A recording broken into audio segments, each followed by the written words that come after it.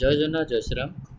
ତ welcome to heart of education YouTube channel. ପିଲାମାନେ ତୁମମାନେ ସମସ୍ତେ ଜାଣିଥିବ ଏମ୍ସ ନର୍ସିଂ ମାନେ ଏମ୍ସ କହିଲେ ମାନେ one of a best institution କହିଲେ ଚଳିବ।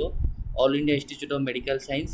ତ ଏମ୍ସରେ ପିଲେ ସମସ୍ତଙ୍କର ଡ୍ରିମ୍ ଥାଏ ମୁଁ କେମିତି ଏମ୍ସରେ ପଢ଼ିବି। ତ ଏମ୍ସରେ ଯେଉଁମାନେ ତୁମମାନେ ବିଏସ୍ସି ନର୍ସିଂ କରିବାକୁ ଚାହୁଁଛ ଆଉ ଫର୍ମ ଫିଲ୍ଅପ୍ କରିନ, ତୁମ ପାଖରେ ବର୍ତ୍ତମାନ ପାଇଁ ଗୋଟେ ଗୋଲ୍ଡେନ୍ ଅପରଚ୍ୟୁନିଟି ଅଛି। ଫର୍ମ ଫିଲ୍ଅପ୍କୁ ଏକ୍ସଟେଣ୍ଡ କରାହେଇଛି, ମାନେ ଯେଉଁଟା 24 ତାରିଖରେ ସରିଯିବା କଥା 24 ଏପ୍ରିଲରେ, ସେଟାକୁ ଏକ୍ସଟେଣ୍ଡ କରିକି ସେମାନେ କରିଦେଇଛନ୍ତି। କେବେ 10 ମେ ପର୍ଯ୍ୟନ୍ତ ଏକ୍ସଟେଣ୍ଡ କରିଦେଇଛନ୍ତି।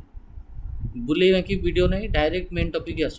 ଏମ୍ସରେ ବିଏସ୍ସି ନର୍ସିଂ ଯେଉଁମାନେ କରିବାକୁ ଚାହୁଁଛ ତୁମ ଡେଟ୍କୁ ଏକ୍ସଟେଣ୍ଡ କରାଯାଇଛି।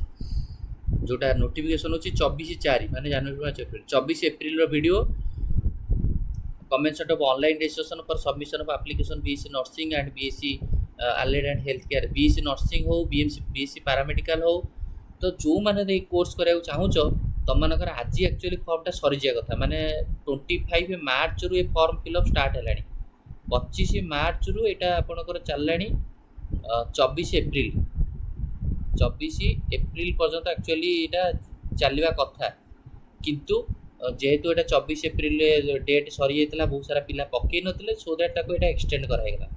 आ एक्सटेंड कराई बर्तमान में यहाँ कौन कराई ना क्लोजिंग डेट हूँ 10 मे। मन रख कौ मे 10 मे। तो जो मैंने तुम मान इंटरेस्ट अच्छी 10 मे पूर्व तुरंत फिलअप कर दियार।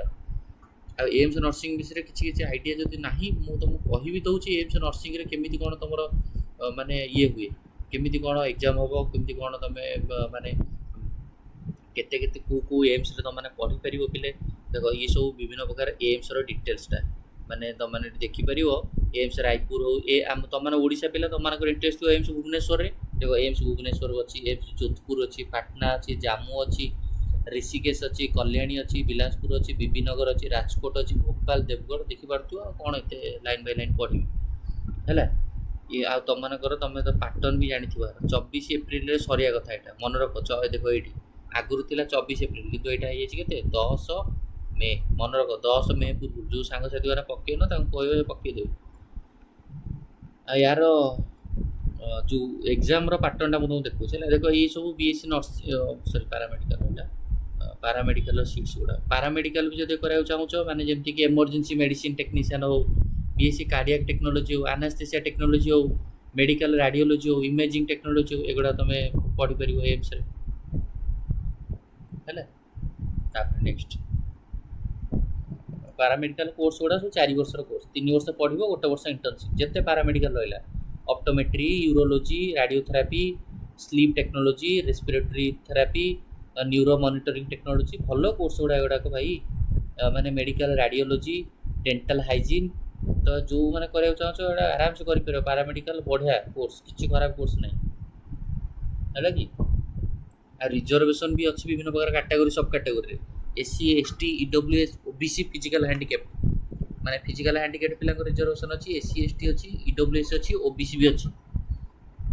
किंतु ओबीसी नॉन क्रीमी लेयर माने तुम हूँ 8 लाख तलू तुम ये दरकार है। तापर बाकी रहा हूँ कौन ना तुमको मुझे देखा यहाँ बीएससी नर्सिंगटा देखा जो तुम बीएससी नर्सिंग चाहो ये देख देख समस्ते बीएससी नर्सिंग तुम एम्स जो एग्जाम हम फिजिक्स पचार 30टा क्वेश्चन, केमिस्ट्री पचरा हम 30टा क्वेश्चन, बायोलोजी पचरा हम 30टा क्वेश्चन, जनरल नॉलेज पचरा हम 10टा क्वेश्चन। तो 100टा क्वेश्चन टोटाली तुमको दि है माने टोटाली गोटे पेपर को तुमको प्राय 1.5 आवर्स भाया 1.5 आवर्स भाया टाइम दि 2 घंटार एग्जाम हम तुम है। BSc nursing exam 2 hours duration रहा टोटाल। मल्टीपल चॉइस क्वेश्चन रहा 11th 12th 2टार सिलेबस रहा। आराम तुम बायोलोजी हो, बायोलोजी तुम भल स्कोर रखीदेव। 100 रु तुम जब 80+ भी रखीदे 75+ रखीदे भी तुम मान चान्स है। तो तुम मैंने तो यहाँ को पक्का समझते बाहर काउंसलिंग हम तुम स्कोर बेसीस तुमको कौ जगह एडमिशन हम क्या एम्स बीएससी नर्सिंग कार एम्स भुवनेश्वर मिल कार कौटी मिल एमती है। आउ इच करेक्ट रेस्पॉन्स तुमको गोटे मार्क लेखा मिल, नेगेटिव मार्किंग -1/3 माने धर तुम 10टा क्वेश्चन टोटाल कर 10टारू सपोज 3टा भूल हो गला ताले गोटे मार्क कटिबो। 3टा भूल हेले 1 मार्क कटियो आ 10टा जदि करछ 10टा रु 10टा अगर ठीक अछि ताले 10 मार्क मिलियो 100 मार्क 100टा क्वेश्चन भी 100 मार्क भी 100 ईच क्वेश्चन को 1 मार्क गोटे ठीक हेले माने ठीक हेले +1 भूल हेले -1/3 मेरे बुझ तो माने 3टा भूल हेले गोटे हे आ सीबीटी मोड रे एग्जाम ऑफलाइन नो हला देखो जो माने पक्के न पक्के दियो मो कथा मानि कि पक्के दियो तो ये वीडियो को भी एंड करिवा इंपोर्टेंट इनफॉरमेशन तो दे दिली थैंक यू धन्यवाद।